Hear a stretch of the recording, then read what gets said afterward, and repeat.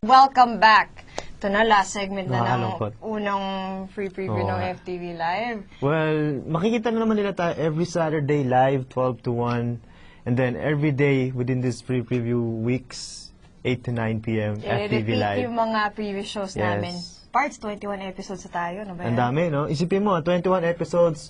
Sa isang episode, may mga at least 2 guests. So that's like 42 guests na nag-guest dito sa studio Kung na gusto to. nyo talaga makilala yung buong pamilya ng Minerva, lahat ng mga artists, mga businesses na nakasama na namin at napamahal na sa amin, panoorin nyo, pag prime time, every day, 7 to 10, may kita nyo, FTV Live, lahat, Negosyo, lahat. Negus, lahat.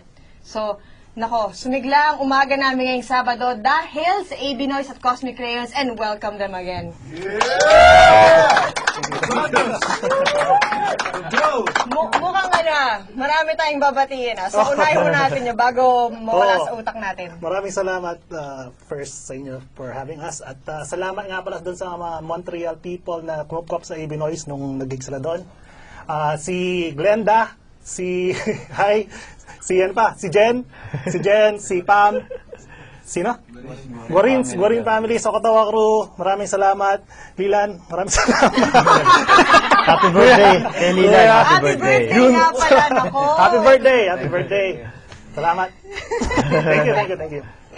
So ako, napasalamatan na nila lahat eh. So batiin ko na lang yung friend ko si Kate. Oh, your friend! Tsaka si Meng, ewan ko kung gising na yan. Pero sinabihan ko siya, kung tulog ka, angya ka.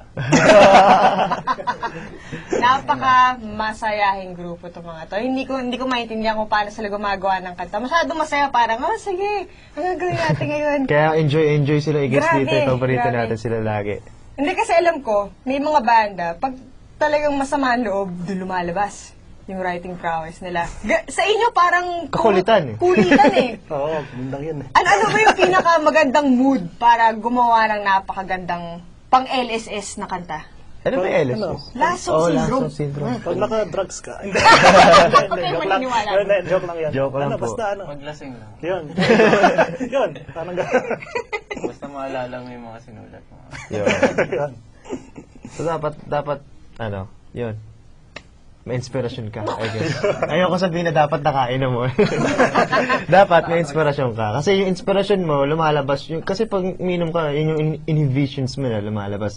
So, nagsisimula pa rin yun sa inspiration mo, sa loob mo, dito sa puso.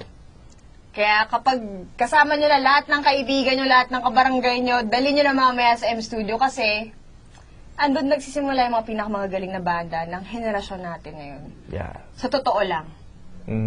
At kung nasa bahay lang kayo, manood kay FTV 606. Simula na siya ngayon, di ba? Simula na siya ngayon, from June 6th to the 20th.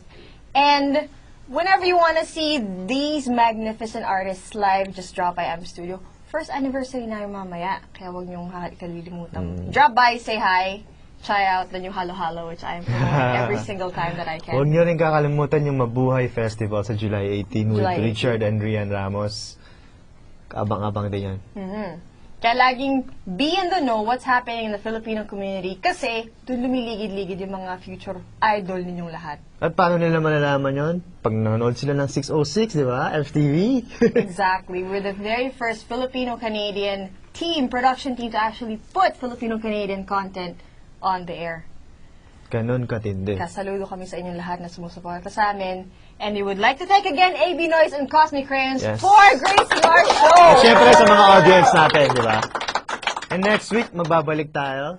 Alam na ba natin kung sinong guest natin? Surpresa na. Surpresa. Kasi magkasawa sila sa mukha natin everyday during prime time. Pagdating ng live, just tune in to us, call us, say hi, and we'll be right here supporting everyone. See you again next week, guys. See you next week! Paalam!